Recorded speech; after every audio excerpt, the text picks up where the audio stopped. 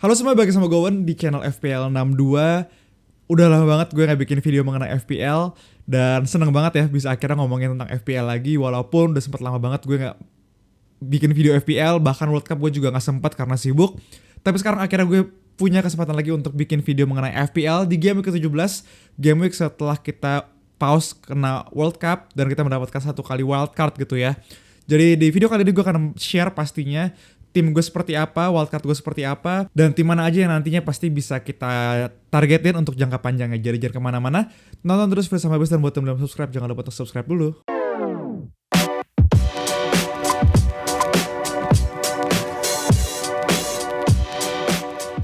Oke, halo semuanya, gila udah lama banget gue gak bikin video dan seneng banget gue akhirnya bisa ngomongin tentang FPL lagi, udah lama banget. Dan jujur gue udah lupa sama FPL, maksudnya sama kayak tim gue seperti apa, terakhir tuh fixture seperti apa. Makanya di sini gue pengen ajak lu dulu untuk nge-review game ke-17 gue, dimana gue pasti juga masih ngintip lagi ya hasil-hasilnya seperti apa, karena gue udah lumayan lupa. Dimana tim gue di sini poinnya 42, dimana rata-rata secara overall 43, yang pastinya gue panah merah jauh ya. Dan di sini tim gue ada Pope sebagai kiper, dimana Newcastle sendiri menang lawan Chelsea terakhir 1-0, clean sheet, dan juga Trippier gitu ya. Kemudian gue di sini ada pemain dari Brighton, Dang, dimana Dang itu kalah 1-2 dari Aston Villa, sama seperti City juga yang kalah sama Brentford 1-2, dimana Brentford ini comeback di menit-menit akhir kalau gue nggak salah ingat. Tony 2 gol. Dan di midfield gue hampir semuanya blank kecuali Martinelli. Martinelli di sini Arsenal berhasil menang 2-0 lawan Wolves, di mana Martinelli ini assist gitu ya 1 kali. Dan De Bruyne juga sebenarnya blank 2 poin dikali 4. Jadi benar-benar Martinelli doang yang nggak blank. Dan untungnya salah satu pemain yang gue baru masukin, gue inget banget di game 16 itu, yaitu Darwin Nunez. Dia berhasil cetak 2 gol melawan Southampton. Yang Southampton sekarang pelatihnya udah beda, Wolves juga udah beda, jadi pastinya ini beda banget sekali lagi. Tapi sebelum itu gue juga ingin ajak lo untuk nge-recap seperti apa performa tim dan juga baik itu menyerang maupun juga bertahan dari 20 tim di Premier League itu sendiri. Oke, di sini udah ada data menyerang dan juga data bertahan dari 20 tim di Premier League. Kenapa gue ambil data ini? Karena gue pengen kasih recap lagi pastinya ya. Sampai sejauh ini tim-tim mana aja yang punya serangan yang bagus, punya pertahanan yang bagus. Dan kalau lihat di sini secara serangan, pastinya ini adalah tim-tim yang strikernya pingin lu punya nantinya setelah game week ke-17 sampai game week berapa nggak tahu, setelah wildcard lagi. Di sini ada City, Arsenal, Liverpool, Newcastle, dan juga Tottenham. Dimana di sini gue ambil kayak 5 tim, dimana 5 tim ini hampir semuanya juga emang posisinya dalam 5 besar ya, kecuali Liverpool itu sendiri yang menandakan bahwa Liverpool ini secara attacking ini bagus, bahkan ketiga gitu ya. Cuma dalam memanfaatkan peluang atau efektivitas gol pastinya nggak sebagus itu, karena dia juga banyak kalahnya juga. Mungkin seperti data bertahannya, kalau lihat di sampingnya langsung Liverpool ini lumayan jelek. Dia mungkin di posisi ke-10 atau 9 gitu ya di sini, di tengah-tengah banget secara bertahan. Jadi gue nggak ada masalah sama attacking Liverpool. Yang jadi masalah adalah sisi pertahanannya di 17 game week kemarin. Dan kalau lihat di sini secara data bertahan, Bournemouth, Southampton, Nottingham Forest, Leicester, Everton, dan juga Fulham adalah 6 tim yang punya data pertahanan paling jelek selama 17 game terakhir, yang bisa kita targetin pastinya untuk nantinya tim kita bisa cetak gol lawan dia gitu ya. Dan dengan data ini nantinya kita akan lihat tim-tim mana aja yang akan melawan mungkin 6 tim di bawah di sini yang punya data pertahanan paling jelek, atau 6 tim yang punya data attacking paling bagus. Langsung aja kita lihat di fixture game week 17 sampai mungkin game week 23. Oke, di sini udah ada fixture game week 17 sampai dengan game week 23. Kenapa gue ambil sampai game week 23? Karena di game week 23 juga masih ada double game week ya. Ini nentuin juga lumayan banget sampai kita nyusun tim sampai di game week 23 gitu. Setelah itu kita bisa wildcard lagi. Dan kalau kalian lihat di sini ada beberapa tim yang gue kotakin yang pastinya menarik menurut gue. Yang pertama yaitu Southampton. Southampton ini punya data attacking jelek banget tadi kalau lihat, kalau lu playback videonya mundur, lu lihat Southampton punya data attacking jelek banget. Tapi pelatih baru dengan harapan yang baru pastinya, gue rasa harusnya Southampton ini bisa bangkit lagi.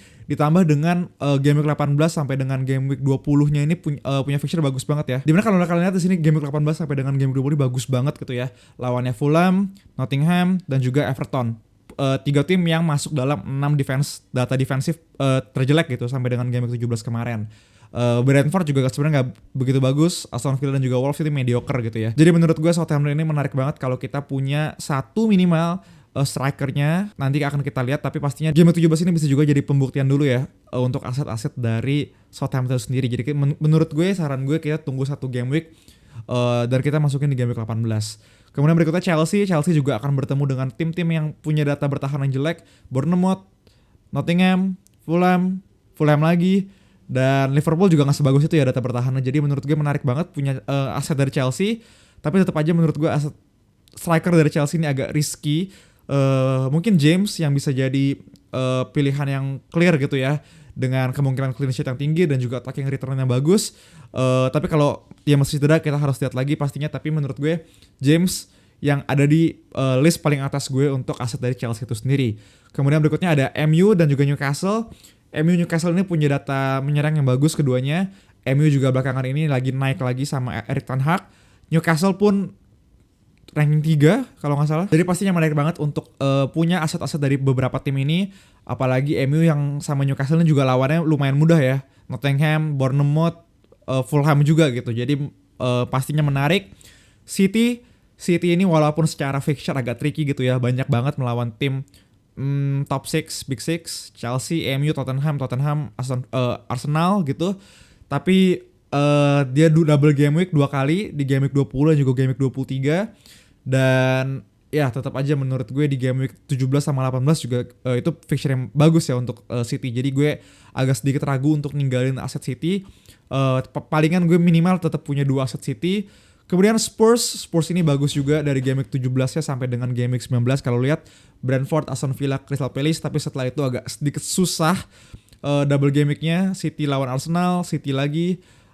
Kemudian berikutnya lumayan gampang juga, Fulham lawan juga Leicester City itu sendiri. Jadi menurut gue pasti menarik banget untuk punya mungkin Kane, Kulusevski dan lain-lainnya. Kemudian Arsenal di sini gue kotakin karena bukan menarik ya, cuma malah fixture-nya susah banget. Dari game week 18 sampai dengan game week 23 ini bener-bener lawannya Brighton, sisanya tuh top 6 kecuali Brentford dan juga Everton. Jadi gue agak sedikit ragu sama Arsenal sekarang. Dan gue gak tahu ya, banyak fans Arsenal temen gue juga menilai bahwa Arsenal gak akan selamanya di ranking 1 ini gitu loh.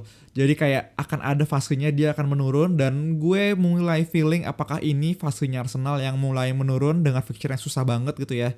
Cuma ya kita akan pastinya wait and see juga. Tapi untuk sekarang feeling gue harus mengurangi beberapa pemain Arsenal di tim gue. Mungkin sisa 1 atau bahkan gak ada. Oke, setelah melihat fixture dan juga beberapa tim yang datanya bagus dan juga jelek gitu ya. Di sini gue udah mengambil 11 atau 15 pemain yang akan gue pasang di wildcard gue, tapi ini sekali lagi belum fix gitu ya. Fixnya pastinya akan gue post di social media gue, di Twitter yang udah lama gak aktif juga, tapi pasti akan gue share nantinya karena FPL di Twitter gue. Jadi pasti lu follow Twitter gue di @fpl62_ dan juga Instagram sama seperti Twitter @fpl62_ dimana di sini gue udah punya 15 pemain yang gue pilih. Yang pertama di sini dari kiper gue pilih Kepa dan juga Danny Ward. Kepa Chelsea punya fixture yang bagus sampai dengan game week 23. Kemungkinan clean sheet juga banyak, jadi gue pilih Kepa. Dan ini juga udah bukan pilihan utama ya dari Chelsea itu sendiri. Dan kemudian di belakang gue pakai formasi 4-4-2 di sini. Trippier, Dalot, Cancelo dan juga James. Trippier udah pasti. Dalot juga MU punya fixture yang bagus. Cancelo masih salah satu pemain terbaik dari City menurut gue. Dan juga James di sini yang lagi-lagi gue bilang bahwa Chelsea punya fixture bagus, dan attacking Chelsea gue agak sedikit ragu untuk di FPL gue. Dan yang paling aman adalah James menurut gue dengan kemungkinan dia clean sheet dan juga attacking return-nya. Tapi sekali lagi kita harus lihat dulu statusnya apakah dia masih cedera atau enggak. Dan pindah ke midfield, di sini ada Almiron, pemain yang lagi on form banget, gila banget. Raditya Dika ini lagi wangi banget gitu ya Almiron, dan gue udah berapa game week gak punya dia dan akhirnya kayak ini kayak Lingard beberapa tahun lalu gitu kalau kalian ingat. Dan berikutnya gue punya Eze di sini lawan Fulham yang bagus. Eze di sini agak sedikit tricky ya. Maksudnya gue masih agak sedikit ragu sih. Dan sekali lagi ini belum final, jadi bisa gue ubah-ubah, gue kotak-atik. Rashford yang jelas kaptennya nggak akan di dia. Salah, kemudian di depan ada Kane dan juga Haaland. Kemudian di bench gue punya Andreas, Adams dan juga Bueno di sini. Bueno pemain paling murah yang aktif bermain. Andreas menurut gue bench enabler yang bagus banget gitu ya di FPL kita. Dan juga Che Adams, seperti gue udah bilang tadi bahwa Southampton punya fixture yang bagus setelah game week 17. Dan walaupun gue saranin game week 17 kita lihat dulu dia, tapi gue di sini gue beli mungkin tapi nggak gue mainin gitu ya di game week ke-17 itu sendiri. Jadi seperti ini tim gue untuk game week 17 nantinya, tim wildcard gue, dimana belum fix banget tim gue seperti apa, kaptennya siapa. Kemungkinan besar sih pastinya Haaland ya, dengan dia nggak World Cup, full trading rest, dan lawannya Leeds gitu kan. Jadi gue rasa kapten gue hampir pasti lock di Haaland. Tapi sisanya gue masih punya beberapa pemain yang gue pingin banget masukin, kayak misalkan Darwin Nunez atau beberapa pemain lainnya lagi yang secara budget belum bisa karena tim value gue kecil banget sekarang. Jadinya ya seperti itulah tim gue saat ini.